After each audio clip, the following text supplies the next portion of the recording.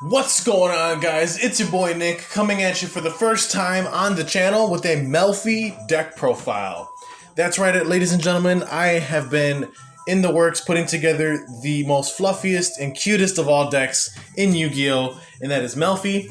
Funny story about this deck is that I actually created it for my girlfriend. She had agreed to play Yu-Gi-Oh! With me if I could make her something that she thought was cute. And I was like, say no more, I got you. That's pretty much how this deck came to be. But obviously, I just didn't want her to build her any old Melffy deck. I had to drop in the spice, throw in the sauce, and make it something that truly was unique and special, but also performed extremely well too. So with that being said, my name is Nick. For those of you that are new here to the channel, I do live duel videos, deck profiles, deck discussions. If that's things that you're interested in, then by all means, please like this video and subscribe. Help us reach that 300 subscriber benchmark because we're almost there. And yeah, let's go ahead and dive into this Melffy deck profile so you guys can see what I've been rocking with and testing for the past few weeks. We're going to start things off by running triple copies of Melffy Puppy. He is the goodest of all boys and pretty much the benchmark when it comes to one of the strongest cards in the deck. All the Melffys have the same exact trigger condition, and what that condition is when the opponent normal or special summons a monster, or the opponent targets this monster for an attack, you have the option to activate the Melffy effect. And that effect is you can return the card to the hand, and in Puppy's case, when that happens, he allows you to special summon a level 2 or lower beast monster from your deck, except a copy of himself. Puppy basically toolboxes your entire deck. Being able to special summon any level 2 or lower beast that you want is insane. Also, what makes this card even better is the fact that he does not negate the effects of the card that you summon from deck off of his effect, making him even more viable. The other effect that Puppy has is during your end phase, you can special summon him from your hand.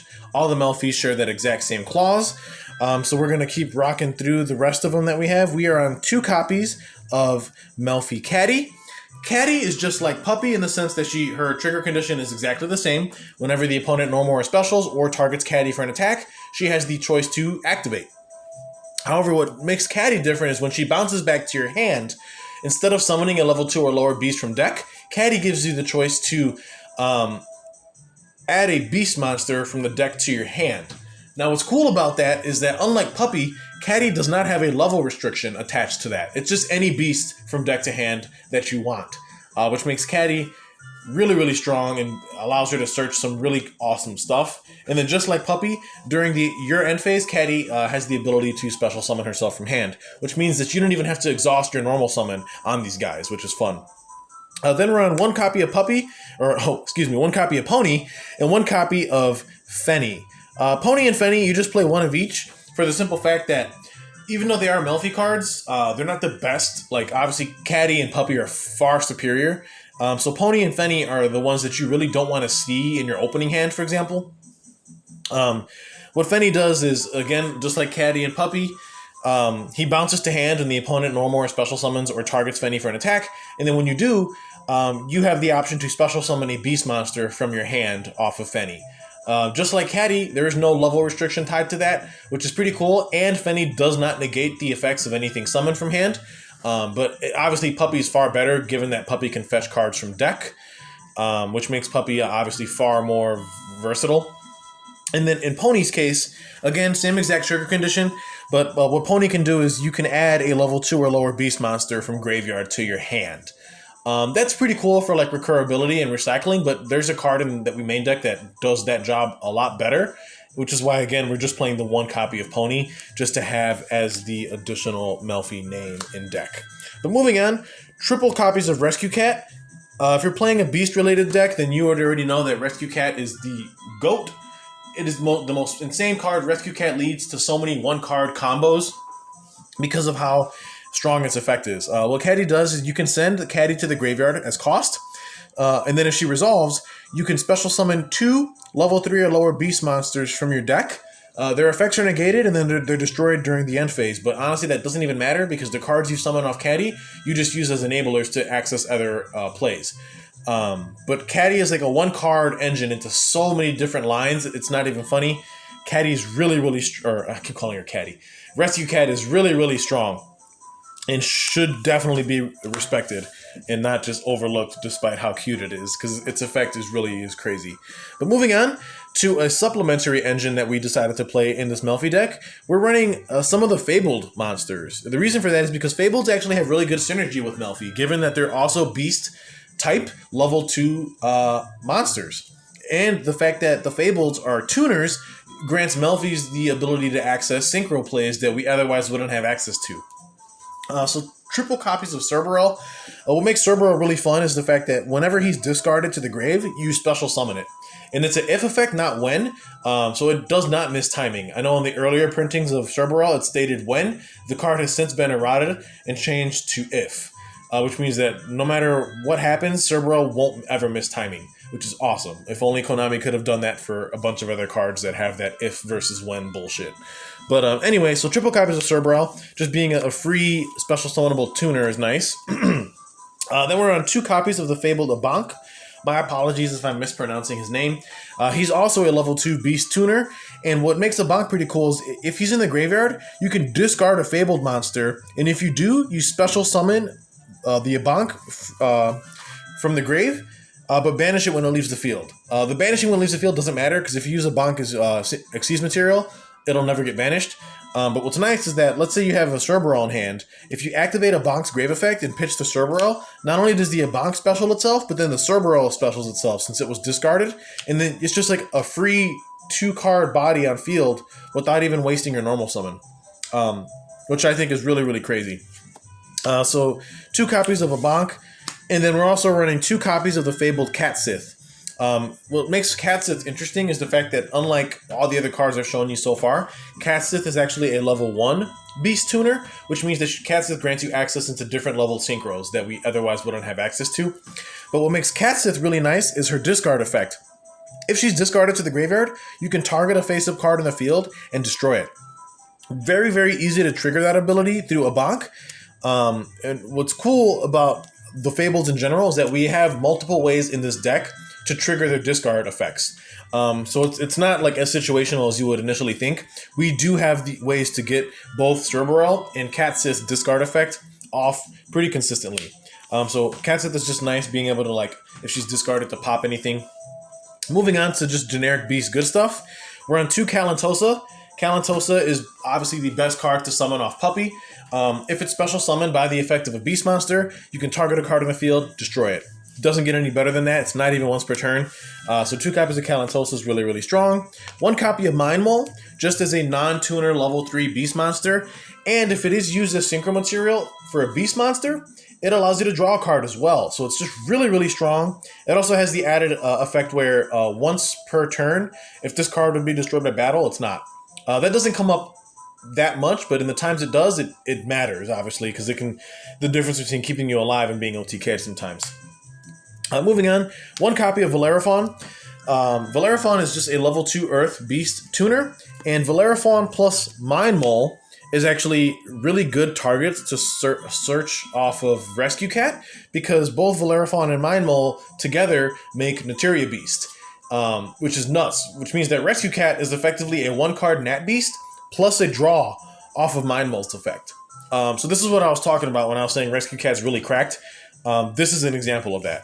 What makes Valerifawn strong, though, is the fact that she has an effect where you can discard a card to then target a level 2 or lower beast in your graveyard and special summon it. So Valerifawn is yet another way that we can trigger our Catsith and our Cerburrel's discard effects, which is really, really crazy. Then we're on the 1 copy of Wind-Up Kitten. Again, just as another awesome level 2 beast earth monster. Kitten is really strong, being able to target any monster on the field and bounce it to hand. With like no cost attached to it. It's really strong for a card with like of this kind to have an ability like that. It's like so free. You can just normal summon this and bounce whatever the hell you want back to their hand, or bait some sort of negate, which is really cool. So 1 copy of Kitten, 1 Hop Ear Squadron, because again it's a level 2 beast tuner, and it also has the added benefit of allowing us to synchro summon during our opponent's turn by using its effect in hand. So 1 Hop Ear Squadron's nice. 1 Key Mouse, again, just as another level 1 Earth Beast tuner. allowing us to make some different level synchro plays potentially. What's cool about Key Mouse though is that if it's killed by battle, it lets me add a level 3 or lower beast monster from the deck to hand. So Key Mouse literally toolboxes the entire deck for any starter or extender for follow-up for next turn. So Key Mouse is nice, but now moving into some of our bigger threats in the main deck at least. We're main decking one copy of Alpha. Reason for this is because we can search Alpha off of Melffy Catty since it's a beast monster. That is really, really cool interaction, allowing us to help us go second or break boards in like mid to late game potentially. Just being able to summon an Alpha and bounce any card the opponent has on their field back to hand by non-targeting is really, really cool. Also on a 3k attack body, definitely gives this Melffy deck the aggressive, offensive punch it definitely deserves. Moving on though, we're also main decking one copy of Danger Bigfoot. Again, for similar reasons that we're main decking Alpha, it's just another really big, high attack beast monster that we can search off of stuff like Melffy Catty, and just allows us to put like a high damage threshold on board where we otherwise wouldn't be able to. What's cool about Danger Bigfoot though is, again, it is yet another way that we can use his in-hand effect to help us discard cards like Catsith and Cerburrel to trigger their discard effects. So again, that's just another way we can use to like if we activate Bigfoot in hand and they pitch like Cerburrel, we can special Bigfoot and then special the Cerburrel and then get a draw off of Bigfoot's effect as well. But anyway, moving on to the hand traps we play, we are on 2 copies of PSY-Framegear Gamma. Gamma is a really nice hand trap of choice. That way, it allows our cards like Obedience Scold and Rescue Cat to resolve, given that both of those cards have to tribute themselves to activate. It allows Gamma to become live, since we would effectively control no monsters, and then we can just Gamma our opponent. So Gamma in this deck is a really good hand trap for that reason. Also, too, Gamma is another level 2 monster as well, so it can also help us make a potential synchro play or an Xyz play as well. Obviously, we have the one driver in the main, just because we need to. So Gamma in this deck is really, really fun, just helping ensure that like cards like Obedience Gold and Rescue Cat go off, because those cards are like really strong starters.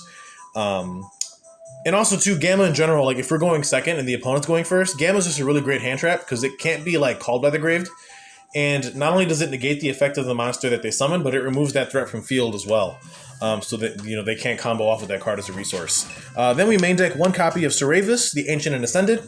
You're probably wondering why we main deck this, and it'll all make sense once I get to the extra deck.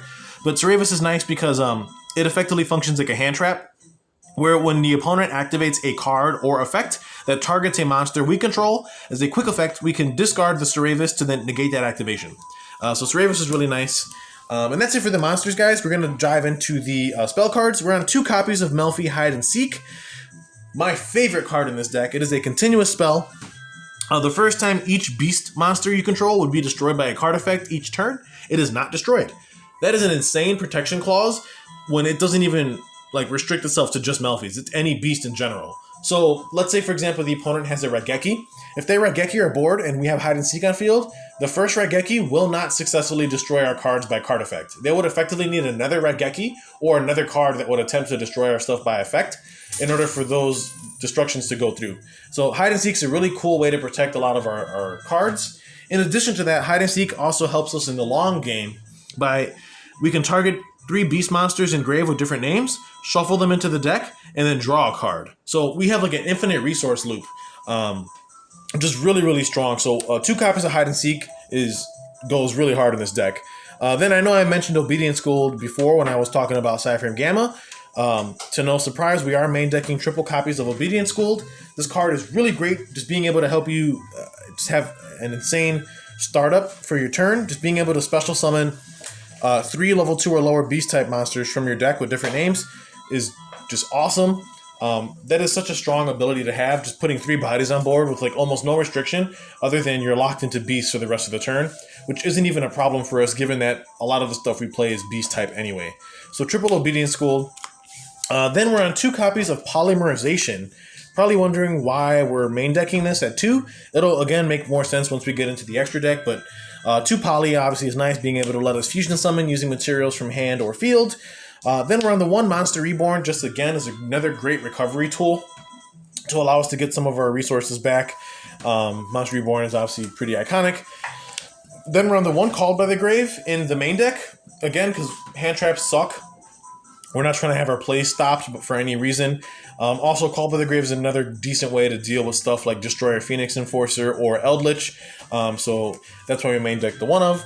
And then for the last two cards in the main deck, which are actually the only two trap cards we play, is actually two copies of Paleozoic Dinomischus in the main. Dinomischus is really strong in this deck because not only can we target a card in the field for cost, but it discards a card from hand for effect, and if we do, we banish the card we targeted. That combines really, really well when we main deck stuff like the Fabled Catsith and the Fabled Cerburrel. The reason being is that, like, if we go Dinomischus, target a card they control and it resolves, we can discard the Catsith, banish that card we targeted, and then because we discarded Catsith, we can pop another card. Or in the case of Cerburrel, we can special himself from grave, which is really cool. It just gives us like more value out of the cards we run. And not only that, the secondary effect of Dinomischus is nice because if a trap's activated, the Dinomischus can special summon itself from the graveyard as a level 2 monster, allowing us to help us make some more Xyz plays or Link plays potentially as well. So that's it for the main deck, guys. It's 42 cards in the main. Now we're going to dive into the extra deck. We're going to start things off with the big, the bad, the Guardian Chimera himself. This is brand new out of Battle of Chaos, and boy, is this card so slept on right now. If you haven't bought your copies of this card yet, I strongly urge you to do so, because this card is... people are sleeping on this, let me tell you. It is a dark, level 9 Beast Fusion Effect monster. Note that its type is Beast, so it synergizes extremely well with this deck. We can protect it with cards like Melffy Hide-and-seek and whatnot, but really great synergy there. Not only is it a 3300 attack and defense beater, so it again gives us the offensive power that this deck sometimes needs. It requires 3 monsters with different names to be fusion summoned. Before you go like losing your mind and thinking that you can like super poly into this, I'm gonna tell you right now you cannot. Reason is because it must first be fusion summoned using only fusion monsters from your hand and field. With at least 1 monster from each. Super Poly does not allow you to fuse using cards from hand, and this card mandatorily needs at least one of the materials to come from your hand. So because of that, you cannot Super Poly into this. So let's just, now that we got that out the way. Also too, you cannot Verte into this. Well, technically you can summon this card through Verte, but if you do, Chimera will not gain its effects on summon, because in order for it to do that, it has to be fusion summoned by a spell card or spell effect, not by a monster effect, which copies the effect of a spell, if that makes sense. But either way, if this card is fusion summoned, you can fusion summoned by a spell effect, you can draw cards equal to the number of cards used as material from hand, and if you do, destroy cards your opponent controls equal to the number of materials used from field. So basically, if you fuse this card using 2 materials from hand, 1 from field, you'll draw 2 cards, pop 1 card on their board non-target. If you fuse using 2 materials from field, 1 from hand, you'll pop 2 cards on their board non-target, and then draw 1 card. So really crazy summon effect. Also too, for added benefit, if Polymerization's in your graveyard, your opponent cannot target Guardian Chimera with card effects, which means that obviously we main deck the 2 copies of Poly. And the reason why we main deck 2 Poly is not only so we can see it, but because we can recycle Guardian Chimera off of Hide-and-seek secondary effect by shuffling it back to let us draw a card, which means that with our second Poly, we can refuse into that Chimera again if we want to. All the while, they cannot destroy the Guardian Chimera by card effects, like once per turn it's protected, and they can't target it if Polymerization's engraved, which makes Guardian Chimera extremely difficult to out in some instances. So just 1 copy of that in the extra deck. I've been having a lot of fun testing with it, and it's worked out great. Moving on to our synchros, 2 copies of Herald of the Arclight. This card is awesome, given that it's just a generic level 4 synchro, requiring a tuner and a non-tuner. Any monster sent from the hand or main deck to the graveyard is banished instead. So it's got like a pseudo macrocosmos floodgate-like effect. Then on top of that, when a spell, trap card, or monster effect's activated as a quick effect, you can tribute this card, negate the activation, and if you do, destroy it. So this card is literally just an omni-negate on legs, similar to like a Baroness de Fleur or Boral or Savage. Really cool. And then when this card is sent to graveyard, doesn't matter how, we can add a ritual monster or a ritual spell card from the deck to our hand. And this is how we search our copy of Sauravis from deck to hand off of Herald. So it's crazy to think that we have a extra deck card that's an Omni Negate that when it leaves the field, including by its own effect, allows us to search a hand trap from our deck to hand that functions as another negate, which is like really silly, so strong. The reason why we play 2 copies of Herald is because this deck doesn't have a lot of like hard negation, so I felt that playing Herald was necessary.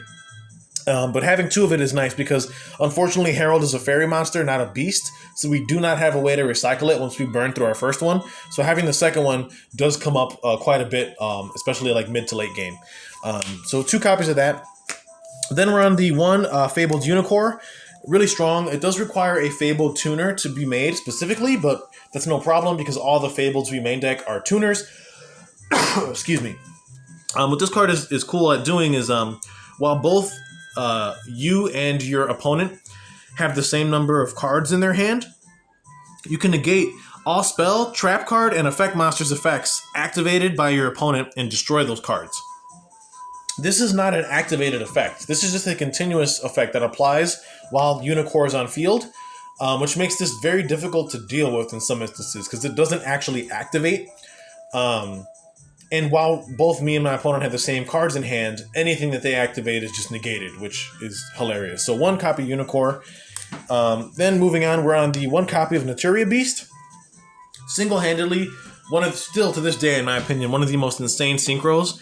Just a level 5 requiring an Earth Tuner and a non-tuner Earth monster. If you can establish like a Naturia Beast against Sky Striker, it's pretty much GG. Like this card is a once per turn spell negation at the cost of sending the top 2 cards of your deck to grave. It's once per turn. You can negate as many spells as long as you have at least 2 cards off the top of your deck to send to graveyard. It doesn't even matter. This card is so ridiculous and extremely powerful. Just being able to just block all spell card activations pretty much. So Nat Beast is really strong in this deck. We can also protect it pretty well with some of our Melffy cards. Up next is 1 copy of Stellar Wind Wolfrayet. This is another beast monster, a higher level synchro that we can go into. Pretty generic as well, just requiring a tuner and a non-tuner. Gains 300 attack for each time a monster's effect is activated. While the attack of this card is less than 4,000. So what happens is it's 2,500 inherently. Every time a monster effect is activated, whether it's mine or my opponent's, he gains 300 attack until he reaches 4,000. Once he does reach 4,000 attack, as a quick effect, you can shuffle both this card into your extra deck and then all monsters your opponent controls into their deck. Very insane removal that doesn't target or destroy. This can deal with a lot of threats and can also get pretty big as well. Like you can just keep it as a 4K beat stick on your field and just use it to beat over stuff and then when necessary, trigger its effect to sweep the board, which I think is fun. And that's it for our synchros. Now we're going to go into our Xyzes. 1 Melffy of the Forest. Again, really strong in archetype, like boss monster of sorts, and I use air quotes when saying that. It requires 2 level 2 monsters. You can detach a material from it to add a Melffy card from the deck to your hand. Note that it does say card, not monster, so you can search Melffy Hide-and-seek with this, which makes it pretty awesome. Then, if another face-up Melffy monster you control returns to your hand, you can target a face-up monster your opponent controls. It cannot attack. Also, its effects are negated while that monster is on the field. So each time one of your Melffy's triggers to return itself to hand and trigger its effect, Melffy of the Forest can target a monster the opponent controls and negate its effects indefinitely and prevent it from attacking, which is really, really awesome. It can definitely incapacitate a lot of different stuff. Then we're on 1 copy of number 64, Ronin Raccoon, just because being able to special summon a big-ass token and beat our opponent to death with it is absolutely hilarious. This allows us to deal with certain threats that we otherwise would have trouble dealing with. Like stuff like Dragoon comes to mind, for example. If we can bait Dragoon's negate, we can stick a 64 Ronin Raccoon, use the effect to detach material to special summon a token whose attack is equal to Dragoon's, since it would be the highest attack on field, and then just use the token as a battering ram to crash into Dragoon, and both cards get destroyed by battle, obviously. So 64 Ronin Raccoon is really, really fun. Then we got 1 copy of Sky Cavalry Centuria. It's just a rank 2 beast monster, or beast warrior, excuse me, that cannot be destroyed by battle while it has Xyz material. It does have an effect to detach and bounce cards, but we seldom use it because what we use Sky Cavalry for is to make Downard and then make Zeus on top of Downard. Now, yes, Zeus is really, really insane. It does give us access to a 4 material Zeus through that line. This deck is not Zeus Turbo by any means, but it's nice to be able to have that as a contingency plan if you need it. So that's why we choose to play these in the extra deck. But that's it for the Exeases. Let's move into the links. We're on 1 copy of Faragit. Again, I also wanted to try very hard to not make this deck just like Tri-Brigade Turbo. So this is the only Tri-Brigade card we're playing. Faragit is just a really good Link 2 monster overall. She can let you special summon a beast monster from hand. When she leaves the field, you get to draw a card and discard a card, so she fixes your hand as well. Overall, really great. Then we're on 1 copy of Lina and 1 copy of Asa, the Light and Earth Charmer, respectively. These are pretty cool, and you can make them so easily, either through Melffy, since they're Earth, or through your Fabled, since they're Light. They help you link climb into different stuff, and both of them float upon destruction into either Fableds or Melffys, since Fableds are Light and Melffys are Earth. 2 really great link monsters specifically, and the last card in the extra deck is 1 Boral Sword Dragon, which obviously the Charmer monsters can help us make. But Boral Sword is a total flex spot. This can be almost anything you want. It can be an Axis Code, it can be an Appaloosa, it can be even a Shurag, the Ominous Omen. I'm just choosing to play Boral Sword because it can close out games in OTK easily in a deck that sometimes has trouble putting a lot of damage on board. That's just my opinion though. So far in testing, Boral Sword's worked out pretty good. But that's it for the extra deck, guys. Let's jump into the side deck briefly before we wrap things up. We're side decking 2 alphas, again, to help us with going second, to be able to break boards apart. We're also side decking 2 copies of Palyozoic Dinomischus, just a kind of funny tech choice we're messing with. If I take battle damage or effect damage while this card's in the graveyard, I can banish it to target a card on field and destroy it. Again, this is a total flex spot. You don't have to run this. This is just something I'm messing around with in my side that I've had quite a bit of fun with for sure. Moving on to the spells, though, we side deck triple copies of Twin Twisters for those pesky back row matchups and those, skill drain dot decks. Twin Twisters is awesome, just, having you discard a card to target up to 2 spells and traps in the field and destroy them. What's nice is that Twin Twisters also plays really well into our Fabled package with cards like Catsith and Cerburrel, being able to pop something with Catsith and special Cerburrel off of activating something as simple as the Twin Twisters. So we side deck triple copies of that. Then we also side triple Book of Moon. Again, just another flex spot, but I've been having a lot of fun testing this.